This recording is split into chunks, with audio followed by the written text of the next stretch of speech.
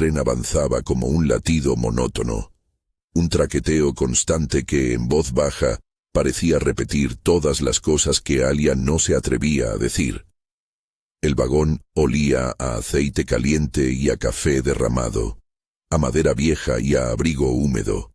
Era un olor de viajes repetidos, de despedidas pequeñas. Ella sostenía con los dedos la bolsa de plástico donde había metido los papeles que aún no tenía valor de mirar. Afuera, las casas del pueblo se desdibujaban en franjas de humo y lluvia. Se sentó junto a la ventanilla y trató de ordenar los pensamientos como quien intenta apilar platos que tiemblan. El divorcio, mañana. Las palabras de Nikita recortadas en su cabeza. La promesa de perder la dacha que había sido su refugio toda la vida. Era el tipo de derrota que no hace ruido. Se instala con la paciencia de una gotera y con el tiempo lo va dejando todo empapado. Una anciana ocupaba el asiento frente a ella. Tenía el abrigo cubierto de motas de polvo amarillo y un pañuelo atado al cuello. Sus manos eran finas, con venas que cruzaban la piel como rutas. Alia la había visto al subir, una figura menor, una voz áspera que se reía sola de algo que nadie más alcanzaba a escuchar. No había motivo para ese gesto de atención, y sin embargo la mujer la miró con la ternura de quien conoce los finales y no presume haberlos evitado. «¿Vas a tu pueblo?», preguntó la anciana, rompiendo el aislamiento con la palabra, como si les hubiera puesto a ambas una luz pequeña para poder ver. «Sí», respondió Alia. «Soy de aquí». La mujer asintió como si eso fuera suficiente. Cuando el tren entró en un túnel, la oscuridad acercó las personas.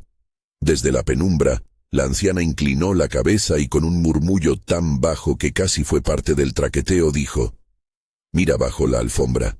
La frase se desprendió del fondo, sin más explicación, sin ademán que la sostuviera. Alia la escuchó como a una décima nota de una canción conocida, como algo que debería haber sabido siempre, pero que había olvidado. Preguntó, por disciplina antes que por esperanza: «¿Perdón?». La mujer la miró con esa mezcla de risa y fatiga que tienen quienes han sido testigos de demasiadas urgencias. «Si tienes una casa que temes perder, mira bajo la alfombra. Hay cosas que la gente esconde para que no las vean los ojos distraídos». No era una frase enigmática, no venía adornada con metáforas. Sonaba a consejo de vecina, a práctica doméstica que alguien te pasa para que la guardes en un bolsillo. Alia sintió que algo de su cuerpo se aligeraba. No sabía por qué. Quizá en la frase había algo menos que un pronóstico y más que una orden sencilla: «Busca. No te quedes esperando». Cuando el tren frenó con el chasquido que anuncia la entrada al pueblo, la anciana recogió su bolso y, sin despedirse, se levantó. Antes de salir, dejó en el aire un hilo de voz que apenas tocó el oído de Alia. «No lo guardes en el corazón. Encuentra la verdad. Es lo que salva casas y nombres». Alia quedó observando la ventana por un rato, como si allí pudiese verse ya la casa, la alfombra, el gesto de levantarla.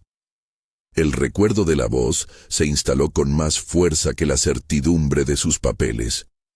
«Bajo la alfombra». La frase, repetida mentalmente, comenzó a organizar un plan de movimientos en su cabeza.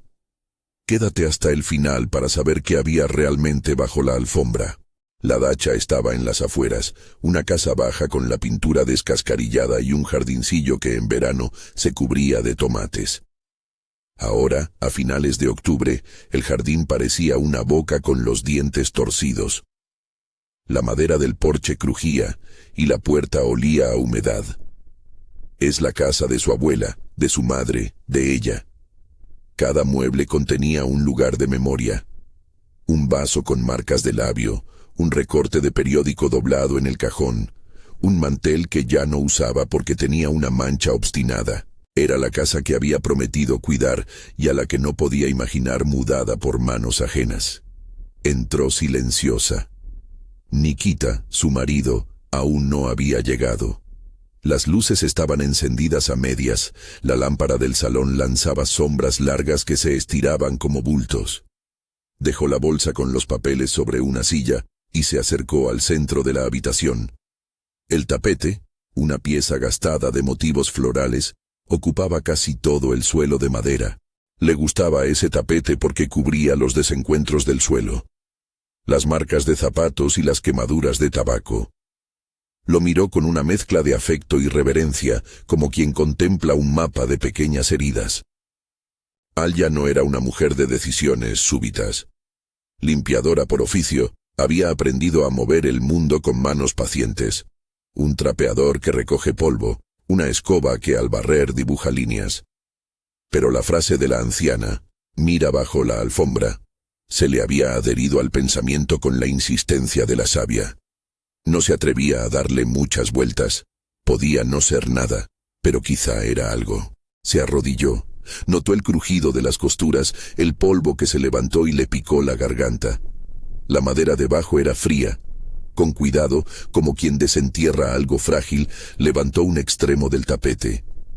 El olor que salió fue una mezcla de tiempo y tinta, algo viejo, cerrado, encajonado en años. Al tocar con la mano encontró un borde de papel. Una caja pequeña, envuelta con una cuerda raída, asomaba. El corazón le dio un salto que la dejó temblando. Desató la cuerda con los dedos torpes. Dentro había papeles, hojas manchadas, contratos con sellos, folios impresos con cláusulas que ella no comprendía del todo, y encima, un cuaderno de tapas gastadas. Sobre la tapa del cuaderno, clavada con una pinza oxidada, había una nota escrita en letra apretada. Para quien encuentre la verdad, Lyudmila. La palabra Lyudmila resonó en ella como un nombre de casa vieja. Abrió el cuaderno. Entró allí una voz que venía de otra época, hecha de letra apretada y de tinta que parecía temblar en algunos tramos. Había fragmentos de un diario y, mezclados, documentos que hablaban de una venta y una cesión, de nombres que ella solo conocía de oídas. Arkady Voronov, un nombre que se repetía con la frialdad de un sello.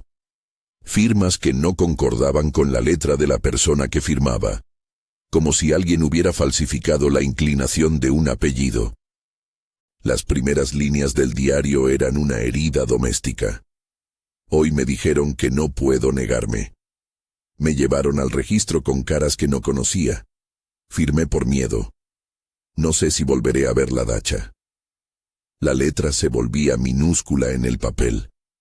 A veces la tinta parecía haber sido apretada por lágrimas o por el apuro de quien escribe para que no le lean. En los folios sueltos había facturas con montos fraccionados, recibos donde figuraba una transferencia hecha en efectivo y una línea anotada a mano que decía «Parte para Nikita Smolin». Fue como un golpe directo, el nombre de su marido mezclado con recibos como si fuera un destino inapelable.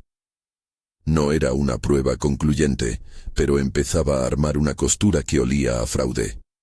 Firmas trasladadas a la fuerza, nombres que aparecían donde no debían, una venta que nunca debió haberse consumado.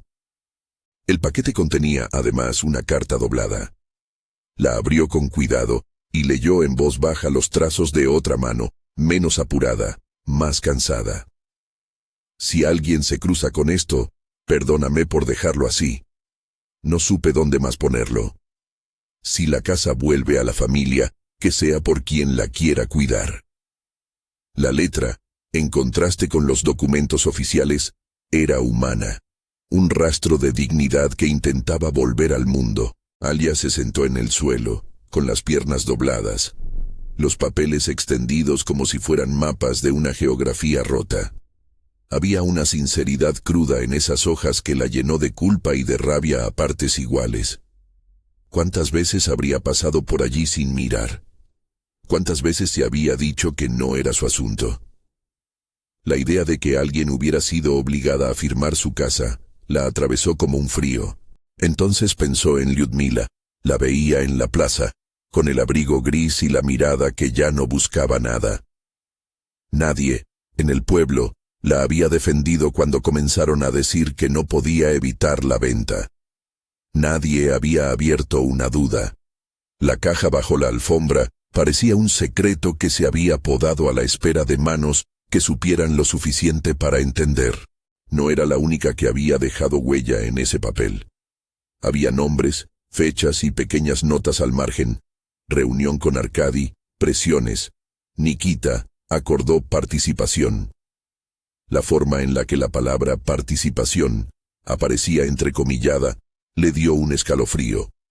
Era la coartada de un trato, un verbo que se usaba para disfrazar transacción y engaño. Guardó los papeles de nuevo con la sensación de que aquello podía estallar en cualquier momento. Los envolvió como quien envuelve una herida para que no sangre en público.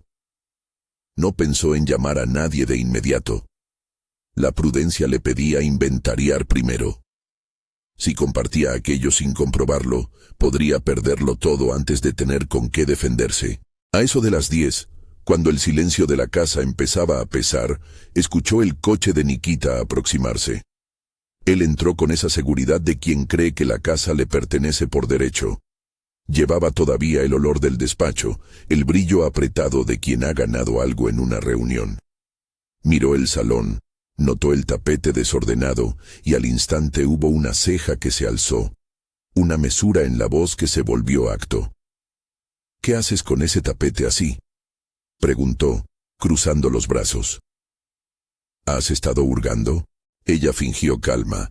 No dijo que sí, aunque su interior era un torbellino. Había algo en su mirada que debía parecer normal, porque él se relajó, pero no antes de soltar una frase que pesaría como una losa. «No se te ocurra pensar en poner en riesgo nada, Alia. Lo sabes. La propiedad es un asunto serio y los pleitos cuestan más de lo que te imaginas». No mencionó a Yana, su amante, pero la sombra de la mujer flotaba en la habitación como un perfume que no se evapora. Nikita habló de abogados, de gastos, de la posibilidad de un acuerdo económico. Lo dijo como quien recita un mantra de seguridad. Dinero por paz. Su postura era la de quien se cree dueño de las alternativas. Alia sintió que la sangre le hervía, una rabia fría que no se dejaba ver todavía.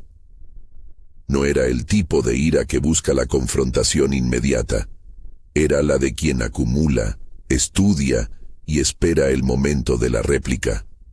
Le pesaba, eso sí, la sensación de fragilidad que tenía ante la maquinaria que él representaba.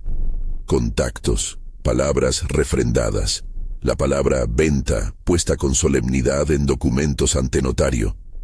Todo eso podía usarse en su contra con facilidad. «No quiero problemas», dijo, y la voz le sonó pequeña. «Solo quiero entender qué pasa con la casa». Él la miró como si estuviera ofreciendo un juguete que no había pensado conservar para siempre. «Si quieres entender, no deberías andar metiendo las manos donde no te llaman. Dejar las cosas en paz. Yo me encargo». La amenaza no fue explícita, no hubo gritos. Fue la forma en que dejó la frase flotando, una línea que más tarde podría usarse para demostrar que ella había sido la responsable de provocar problemas. Ese pensamiento la asustó. En su vida cotidiana, los malos terminaban casi siempre por construir justificaciones legales y luego usarlas con manos limpias. Esa noche no durmió.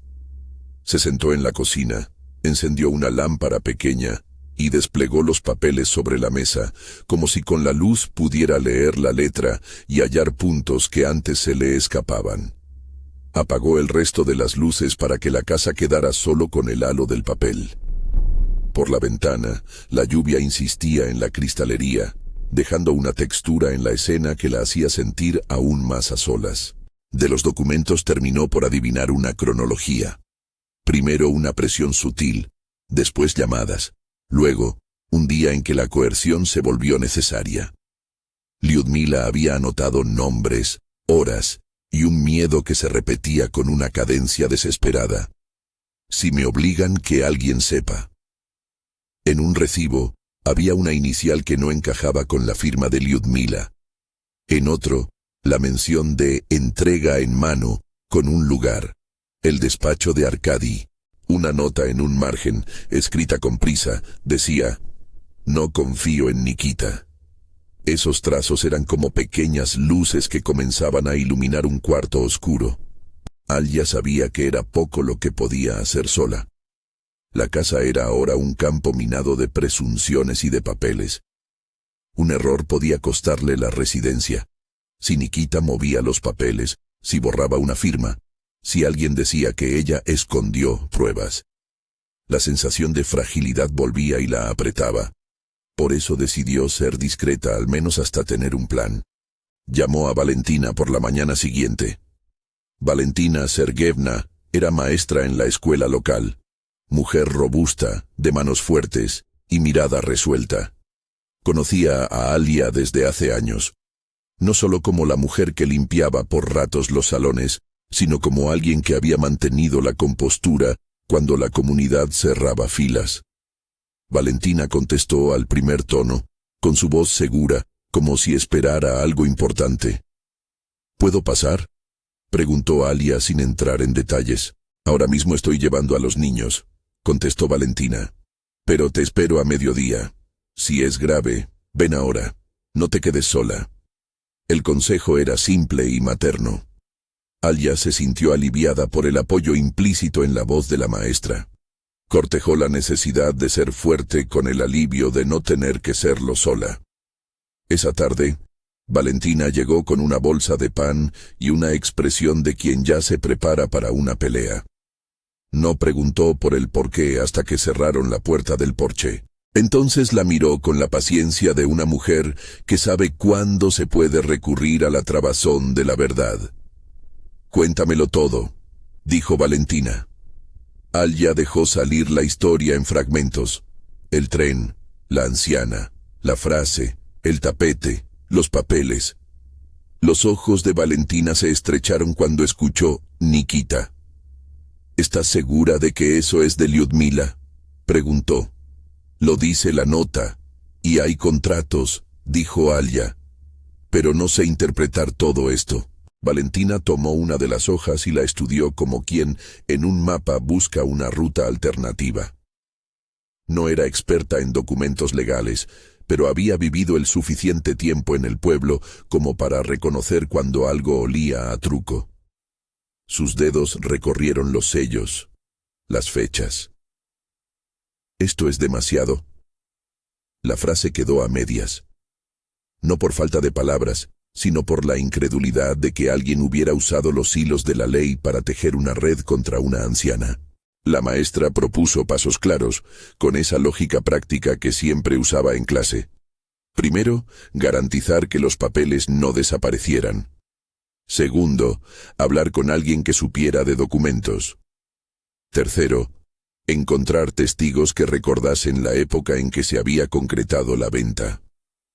Valentina prometió ayudar sin dudarlo. La promesa homogeneizó un poco la ansiedad. Esa misma tarde, cuando la casa parecía respirar con otra luz, la de la posibilidad de contar con alguien, Alia oyó el coche de Nikita. Él llegó con la arrogancia del que ignora que hay otras alianzas. Entró en la cocina sin anunciarse y vio a Valentina sentada, con una taza de té en la mano. La reacción fue una mueca, orgullo herido más que sorpresa. «¿Desde cuándo tu amiga viene a esta casa?», preguntó Nikita con tono cortante. Valentina, que no se intimidaba con facilidad, le devolvió la mirada como quien pone un punzón sobre la mesa. «Desde antes de que la dacha fuese tu conversación con el dinero», respondió. «Vine porque Alia está asustada y merece algo de apoyo». Nikita dejó caer en la mesa la pose de hombre de negocios. Se sentó, fingió entendimiento y luego cambió de táctica. La paternalidad camuflada de consejo. Habló de abogados, de acuerdos fáciles, de la conveniencia de evitar escándalos. Ella notó la palabra que él empleaba como herramienta: escándalo. Lo usaba para recortar la posibilidad de intervención pública y para situar la solución en un ámbito económico y técnico, donde él sentía que gobernaba. En un momento, cuando Alia llevó un vaso de agua, Su mano rozó sin querer una hoja que no había guardado bien. Nikita la vio. El gesto fue casi imperceptible, como de quien verifica y toma nota. No le preguntó nada, pero ese gesto le dijo a Alia que la presión iba a subir. Lo que ella guardaba en la mesa podía no ser suyo por mucho más tiempo si él decidía revisar cajones o si llamaba a alguien que supiera cómo hacer desaparecer pruebas. Valentina, que no se fiaba de los silencios, la miró con una solidez tibia. ¿Puedes dejar esos papeles en mi casa esta noche?, propuso con la voz baja. No es prudente que se queden aquí. Alia negó con la cabeza. Si Nikita se enfada, podría acusarme de robar documentos. No le cuentes a nadie que los tienes si estás asustada, dijo Valentina. Confía en mí. Hay formas de protegerlas, fotocopias, testigos, y si hace falta llevar esto a alguien que sepa. Aquí no es secreto que hay trampas en ventas de casas. Lo sabemos en el pueblo. El alivio fue un pequeño alivio y no un fin. Aún así, acordaron que Valentina haría copias y guardaría los originales en un lugar seguro por esa noche. Nadie debía saber de la existencia del paquete salvo las dos. La discreción era una herramienta, y por primera vez, desde que la caja asomó bajo el tapete, Alia sintió que tenía un plan, aunque fuera frágil. Esa noche, al apagar la luz, escuchó de nuevo en su cabeza el traqueteo del tren. La voz de la anciana resonó como un eco que volvía para darle ánimo. Mira bajo la alfombra. No era la orden de una visionaria. Era la invitación de quien había visto una posibilidad. La verdad no se encuentra en la calle, sino en los lugares donde la gente guarda las cosas que teme perder. Para Alia, aquella frase ya no era solo un motivo de curiosidad, era una llave. A la mañana siguiente, cuando salió al porche con el bolso de limpieza, vio al vecino de la vía, Mikhail, parado cerca de la estación como si siempre vigilase el horizonte.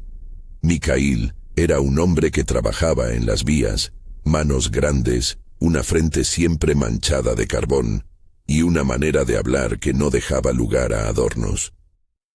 Había algo protector en su presencia, una calma que le llegaba a las mujeres del pueblo cuando había problemas. En el pasado, había ayudado a mover muebles, a poner reparaciones que los otros no podían hacer. Ella se acercó a él con el pretexto de hablar del tiempo. Cuando la conversación rozó lo personal, Mikhail la miró con seriedad. «Te vi con un paquete ayer», dijo casi sin querer. «Ten cuidado. Esas historias no terminan bien si se dejan andar solas». «Lo sé», contestó Alia. «Estoy intentando no hacer nada apresurado». Él asintió. «Si necesitas que algo se lleve lejos o que alguien vigile la casa, dímelo. No me gustan los que vienen por la propiedad de los demás con documentos y con sonrisas». La oferta de Mikhail fue un recordatorio. No estaba sola en ese pueblo. Había pequeñas manos que funcionaban como redes. Era la primera vez en muchos días que Alia sintió que no estaba sola, pero la amenaza seguía ahí. El día antes de la audiencia, Nikita recibió una llamada. La conversación fue corta y su rostro se endureció. Colgó y dijo: «Me han llamado del despacho de Arkady. Dice que es mejor que dejemos el asunto, que la semana que viene todo estará resuelto. No quiero que te enteres por rumores. Vamos a manejarlo con calma». La frase «lo manejaré» se quedó flotando.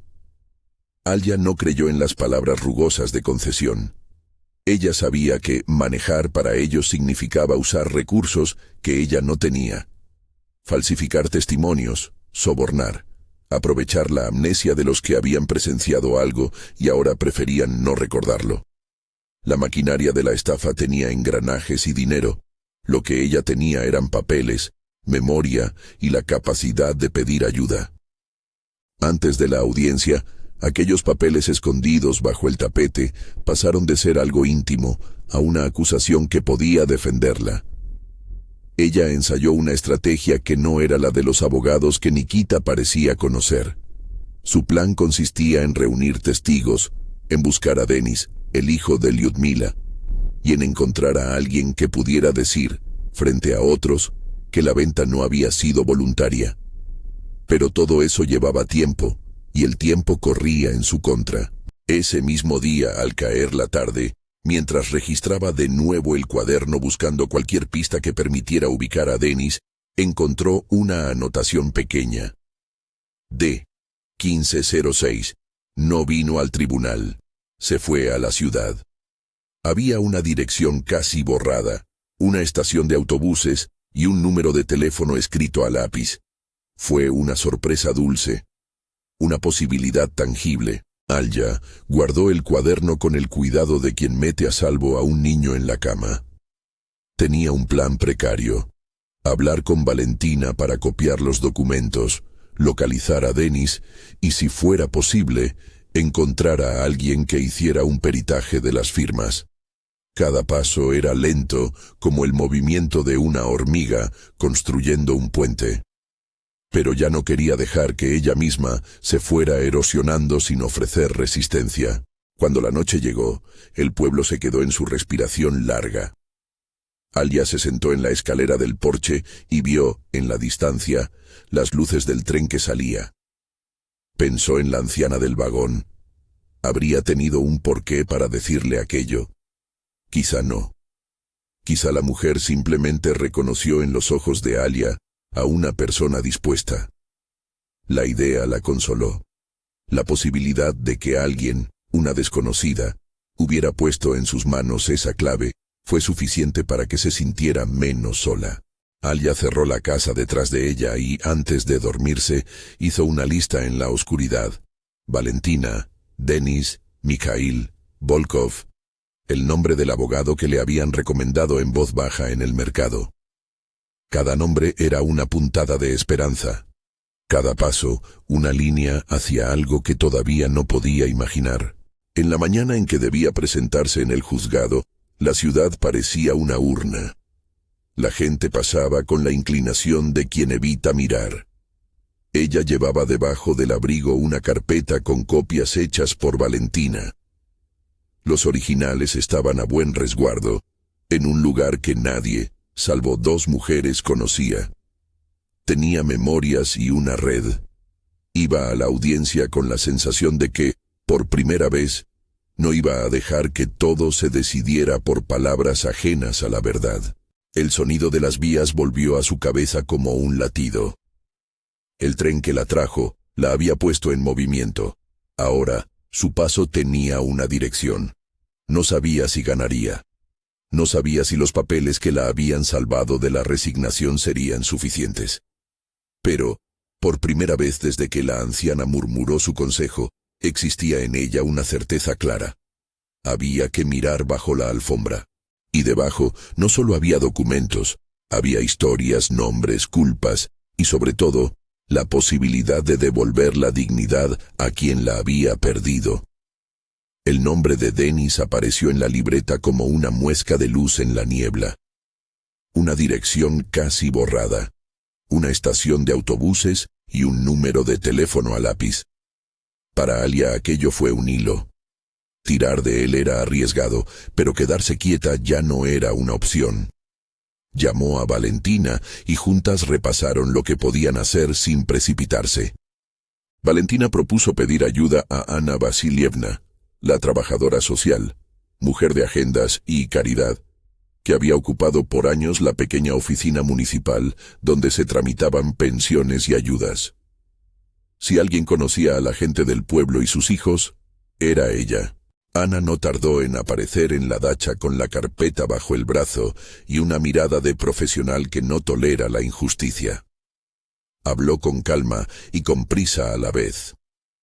Contactaría con el registro, investigaría la dirección anotada, y si Denis estaba fuera, procuraría hallarlo.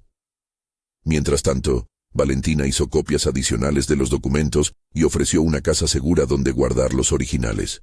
Había que cuidar la cadena de custodia desde el primer momento. Esos papeles, pensó Ana, valían más que tinta. Eran memoria. La búsqueda de Denis los llevó fuera del pueblo, por carreteras que se volvían delgadas y entonces desaparecían en franjas de pinos. Ana tenía contactos.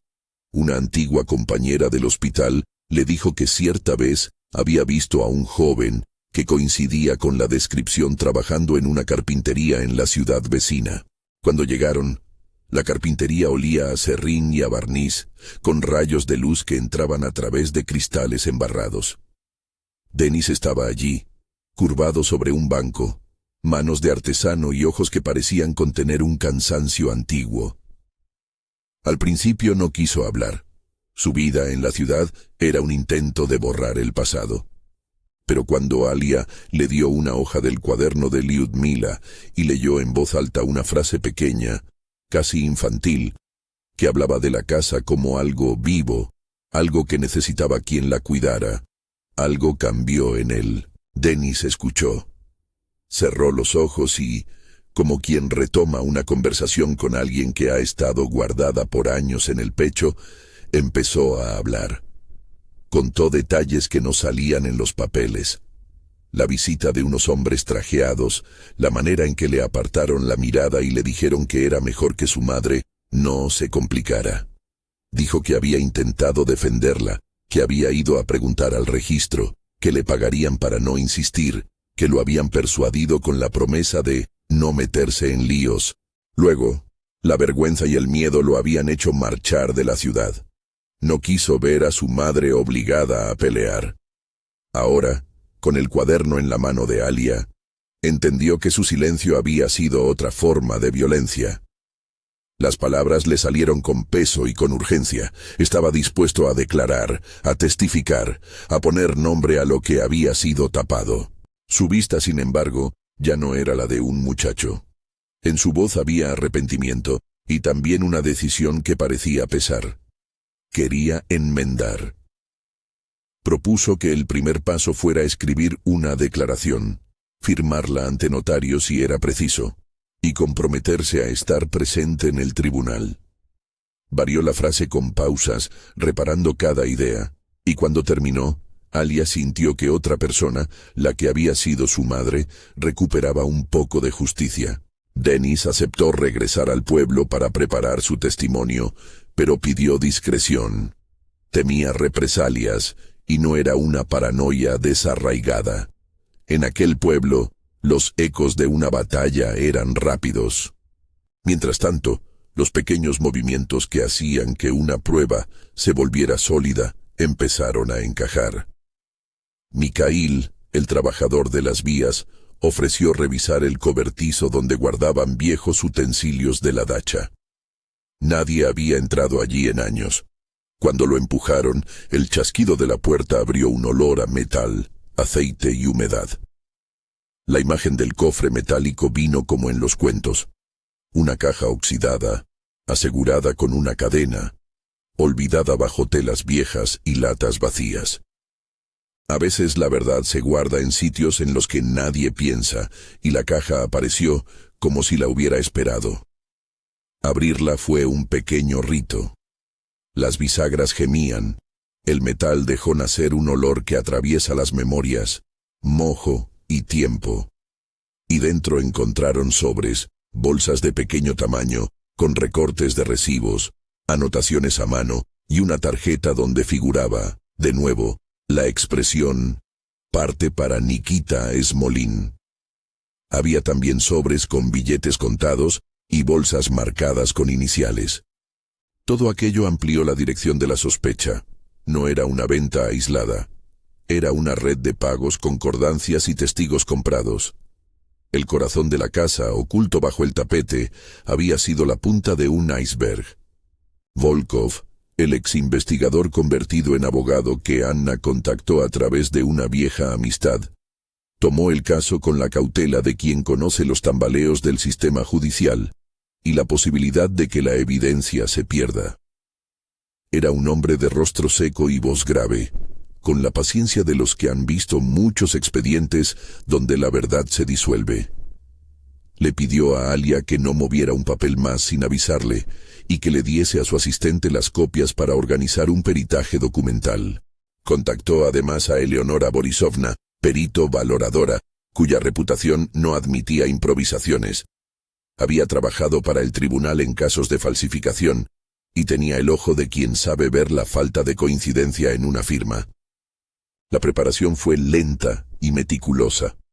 Eleonora examinó sellos, tipos de papel, fechas, tintas. Señaló inconsistencias en la temperatura del sellado del papel en ciertos documentos.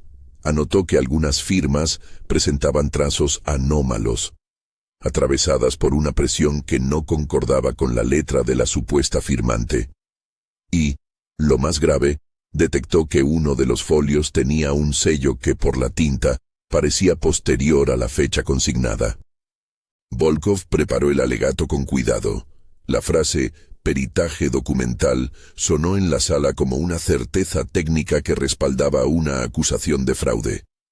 La cadena de custodia se sostuvo porque cada movimiento había sido registrado, cada sobre etiquetado, y las copias estuvieron a buen resguardo con testigos que podían hablar de su cuidado. La noticia de que alguien había encontrado papeles bajo el tapete corrió como una brisa preparada por manos amigas. Vecinos que recordaban la cara de Lyudmila vinieron a ofrecer testimonios. Algunos recordaron llamadas, otras conversaciones. Algunos gurús de pueblo hablaron de visitas de Arkady con rostros que no se describen, pero que se reconocían. Hubo familias que se acercaron discretamente a ofrecer testigos. La vecina que había visto a Arkady en la plaza dando vueltas en su coche, el carnicero que recordaba un sobre de efectivo dejado en su mostrador con un apunte, el empleado del registro que reconoció la letra de una solicitud como distinta a la de la firma original. Nada era espectacular, pero todo formaba parte de un tejido que empezaba a resistir la acometida del dinero. Nikita, por su parte, percibió que algo cambiaba. Su manera de manejar la inquietud fue doble. Intensificó las promesas de acuerdo y por debajo realizó gestos que olían a presión. Hizo llamadas en voz baja, susurros que buscaban a testigos y ofrecían compensaciones para quien cerrase la boca. A través de terceros llegó un nombre. Habla con Yana. Ella sabe cómo poner las cosas en perspectiva. Yana, con su sonrisa calculada, comenzó a frecuentar las reuniones sociales, preguntando con interés por la conmoción de la venta, intentando sembrar dudas sobre la veracidad de los papeles. Las redes del fraude eran ágiles. Su arma principal solía ser la duda. Basta con sembrarla para que la gente abandone la pelea. La tensión creció, entonces, en pequeñas oleadas. Llamadas anónimas a Valentina para advertirle que no se meta. El pinchazo de las ruedas del coche de un vecino, un paquete con amenazas que llegó sin remitente. Nada de eso fue físico en exceso, pero el mensaje estaba claro. Empuja a quien tiene miedo hacia el silencio. Eso unió al pueblo de forma contraintuitiva. La intimidación generó apoyo en la forma de presencia. Vecinos que se ofrecieron a acompañar a Alia los días que tenía que ir al archivo. Manos que llevaron cajas, comida y testigos que dieron su versión sin dudar. La comunidad se volvió muro. Llegó el día de presentar la reapertura del caso. Volkov entregó una solicitud formal para reabrir la investigación. El peritaje documental, la nueva evidencia encontrada en la caja metálica y la declaración preponderante de Denis fueron suficientes para que el juez aceptara la revisión. La decisión de volver a mirar la venta que había arrebatado la casa no era una sentencia. Era el inicio de una batalla pública. Para Alia, Volkov y sus aliados fue un movimiento estratégico. Si la verdad se examinaba en público, habría menos lugar para los atajos. Las semanas que precedieron a la audiencia de reapertura fueron un ejercicio de resistencia. Alia se preparó para testificar. Leyó con Volkov los puntos clave. Practicó cómo relataría la mañana en que encontró la caja y cómo pondría en contexto lo hallado bajo la alfombra. Practicó también a mantener la calma frente a provocaciones. Volkov le recordaba que la verdad, si estaba contada sin teatralidades, tenía fuerza por sí misma. En esas semanas, la voz de Lyudmila volvió a aparecer en el cuaderno. Alia leyó pasajes en voz alta, en noches en que la lluvia pegaba en la ventana porque eran como un remordimiento necesario y una justificación moral. Fragmentos del diario decían cosas sencillas y tremendas. Me llevaron y dijeron que era lo mejor para mí. Firmé con voz temblorosa porque me dijeron que estaría todo bien. Desde la ventana veo mi jardín y pienso en las tardes con tomates. Si alguien lo cuida, que sea quien lo quiera. Otra nota pequeña. Si me pasa algo, que mis papeles encuentren manos buenas. Esas frases tuvieron fuerza en la sala del tribunal. Cuando Volkov las presentó como lectura de la víctima, el murmullo en la audiencia se hizo más humano. La fecha del juicio que reabría el caso fue un día de sol triste, con nubes que amenazaban lluvia. La sala estaba llena. Vecinos vinieron en bloque, algunos seguidores de Nikita hicieron presencia también, y entre el público había caras que Alia reconocía y otras que no. Volkov desplegó la secuencia. Primero la perito Eleonora presentó su informe, con ejemplos claros de falsedad en firmas y sellos. Luego entró la caja metálica como prueba material, mostrando cómo la evidencia física ligaba cargos a nombres concretos. Después, Denis, con la voz apenas contenida, se puso de pie. Su testimonio fue el centro del caso. Contó cómo había visto la presión, cómo le habían alejado, cómo, cuando Lyudmila firmó, él había intentado frenar el proceso y no lo había conseguido. Habló de su culpa y de su decisión de reparar. La emoción no era melodrama. Venía de una persona que había elegido poner la verdad por delante del miedo. Las preguntas del abogado defensor presionaron intentando desmontar sus recuerdos. No podría ser que recuerde mal. ¿No será que se trataba de un arreglo? Denis, con la mirada fija, respondió con detalle de fechas, con nombres y pequeñas anécdotas que solo alguien que había vivido aquello podía conocer. El modo en que un hombre dejaba siempre el abrigo en la misma silla, la hora en que la empleada de registro siempre era más fría, la tiza azul en la puerta del despacho. Esos detalles, simples y domésticos, fueron lo que hizo trizas la hipótesis de un recuerdo inventado. En un momento crucial, Volkov pidió que se leyera un fragmento del diario de Lyudmila en voz alta. Un funcionario tomó la libreta y comenzó a leer. Firmé porque me dijeron que no rompería la paz de la familia. Me dolió escribir sobre la casa. Me dolió no poder decir que la quería. Si alguien lo encuentra, por favor, que sepa que la dacha es más que ladrillos. Es memoria.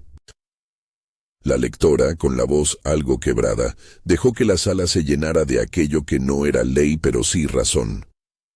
Fue entonces que la sala guardó silencio, y con ese silencio, la justicia empezó a inclinarse hacia la tiranía del detalle.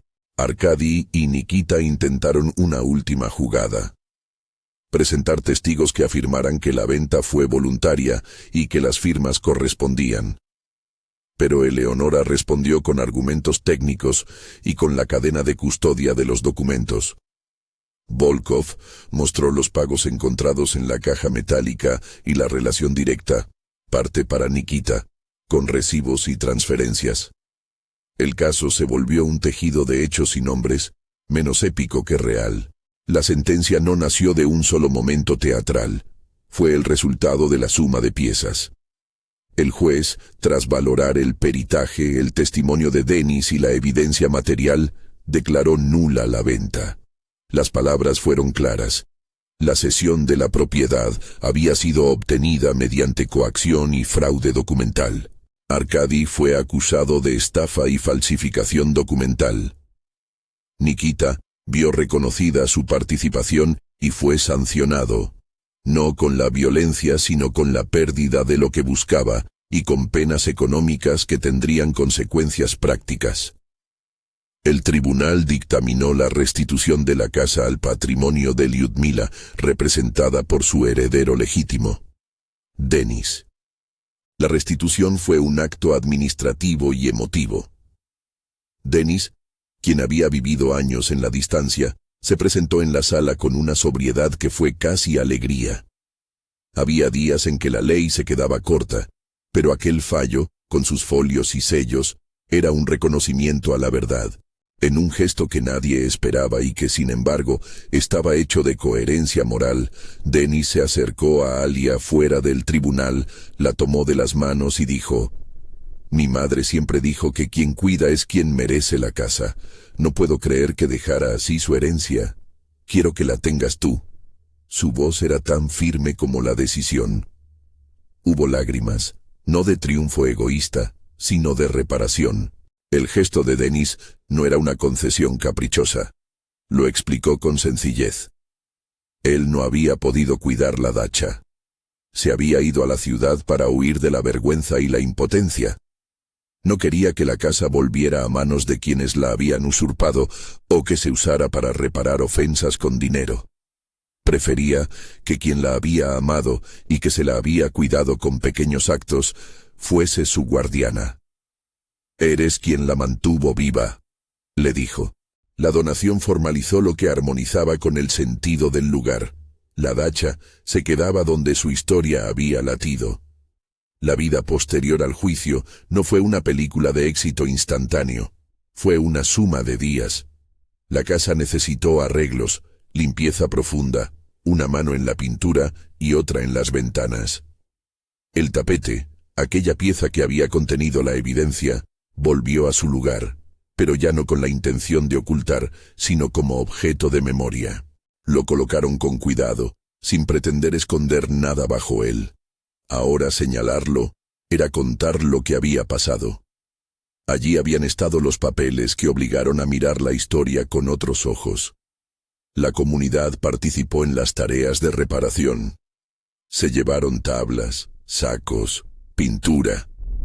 Mikhail puso la mano donde hacía falta, fuerte y delicado al mismo tiempo. La reconstrucción fue también emocional. Alia y Mikhail, que habían compartido silencios y esfuerzos, fueron encontrando una cercanía que se transformó en algo más que amistad. Las tardes en que lijaban y pintaban se convirtieron en instancias de conversación profunda. En una de esas noches, tras un día duro de trabajo, Mikhail la tomó de la mano y le dijo sin metáforas: «No tienes por qué guardarte el miedo. Puedes contarlo y aquí habrá quien escuche». Dembo fue una promesa sin grandilocuencias y, poco a poco, las promesas pequeñas se convirtieron en un proyecto común. Decidieron casarse en otoño, con una ceremonia sencilla en el jardín de la dacha, rodeados de las mismas manos que habían ayudado en la reconstrucción. La boda fue una fiesta de comunidad. Hubo pan hecho por la vecina del primer piso, música tocada por el hijo del carnicero. Los niños de la escuela cantaron una canción que Valentina había enseñado. La anciana del tren, Claudia Petrovna, reapareció de forma casual. Alguien la reconoció entrando con un abrigo raído y una bolsa y la invitó a permanecer. Claudia, que había murmurado aquel consejo en el vagón sin saber que era la chispa de una cadena larga, se sentó en un rincón y sonrió cuando la vieron colocar una mano en el tapete. No hubo leyenda ni oráculo. Claudia explicó con sencillez que, en su vida de viajes, había aprendido que las cosas que se apartan a menudo contienen hilos que unen. Su presencia fue una constatación de que gestos pequeños pueden desencadenar cambios. Con el tiempo, la dacha se volvió un lugar que contaba algo más que la historia de una injusticia. Creció un jardín en el que Alia plantó tomates y flores. Aprendió a cultivar la paciencia del suelo y a esperar las estaciones sin perder la memoria. Colocaron una pequeña placa en la entrada con el nombre de la casa, no como muestra de posesión, sino como señal de cuidado. Casa de Lyudmila, cuidada por quien la ama. La placa fue un gesto de agradecimiento y reconocimiento a la mujer que había sido silenciada. La reconstrucción de la vida de Alia no ocultó las cicatrices.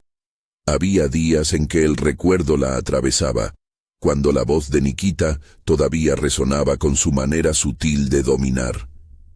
Pero esos días eran cada vez más breves y estaban atenuados por la compañía. Valentina seguía siendo su amiga fiel. Ana la acompañaba en trámites y Mikhail la sostenía con paciencia. Denis visitaba a menudo, trayendo historias de la ciudad y arreglos pequeños para el jardín, y cada visita era un recordatorio de que la reparación tiene rostros humanos. El tapete, ese objeto que había contenido evidencia y memoria, pasó a ser un símbolo. En la casa lo colocaron como quien deja a la vista una cicatriz limpiada. Era un recordatorio de que la verdad puede estar en lo cotidiano. Cuando entraban huéspedes, Alia contaba la historia con naturalidad. Leyó fragmentos del cuaderno de Lyudmila en ciertas reuniones para no olvidar la voz que había sido silenciada. En la escuela, Valentina aprovechó la experiencia para enseñar a los niños la importancia de la memoria y la solidaridad. Los pequeños escuchaban con ojos grandes, aprendiendo que el cuidado colectivo transforma las injusticias en lecciones. Hubo inevitablemente consecuencias para los que habían participado en la estafa. Arkady fue condenado y pagó con su reputación y con sanciones económicas. Nikita tuvo que enfrentar repercusiones profesionales y sociales. Perdió parte de su prestigio en la comunidad, y el castigo económico alteró su estilo de vida. No era un castigo catártico, pero sí una comprobación de que las piezas del sistema, cuando se activan, pueden reordenar las cuentas. Yana se alejó del rumor público, quizá para comenzar otra vida, o para guardar la discreción que compró con su sombra. Nadie buscó venganza. La justicia se expresó en documentos, en reconocimientos y en la restitución de derechos. En los años que siguieron, la casa no volvió a ser obra de disputas. Se abrió la puerta a una vida de pequeñas rutinas y festejos moderados. La preparación de conservas en verano, las visitas de Denis con regalos de ciudad, y las bebidas compartidas en la mesa antes de dormir. Alia aprendió a leer con paciencia los sobres llenos de letras antiguas. A veces lean el diario de Lyudmila para recordar la voz que los había guiado hasta allí. Fue un acto de cuidado que enseñaba que la verdad, una vez encontrada, necesita mantenerse viva con actos cotidianos. Un día, años después, alguien le preguntó a Alia por qué no había quemado el tapete, por qué lo mantenía en el centro del salón. Ella respondió sin dramatismo: lo dejamos como está para recordar que las cosas que se ocultan a menudo nos dicen dónde mirar. No es un trofeo, es un aviso y una promesa.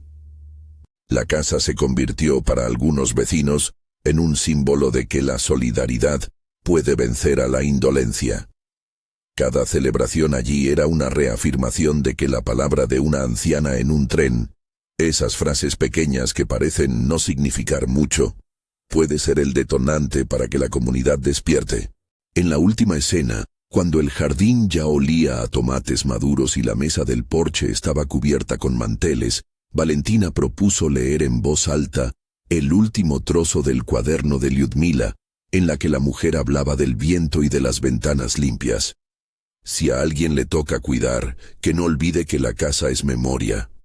Que la cuide como quien abraza un libro y lo deja en la mesa para que otros lo lean.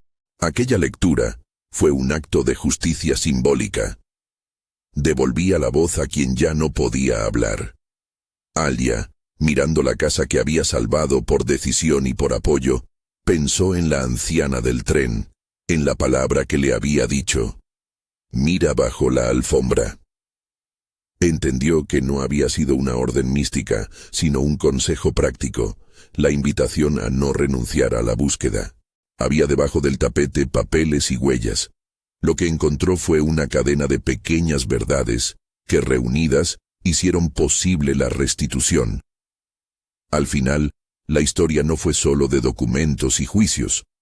Fue de manos que se juntaron y que dijeron no a la impunidad.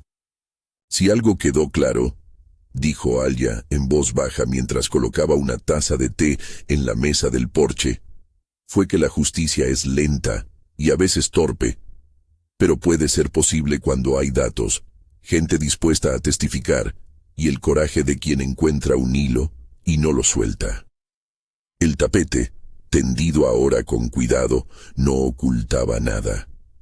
Era un recordatorio de que la verdad puede existir en los sitios más domésticos y que mirar con atención es, a menudo, la primera forma de resistir. Si esta historia te ha conmovido, compártela con alguien que valore la verdad y susurra a los demás que, a veces, lo que salva una casa es la decisión de mirar debajo de lo que parece inofensivo.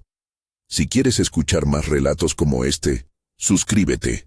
Todavía hay muchas historias donde la memoria y la solidaridad hacen la diferencia.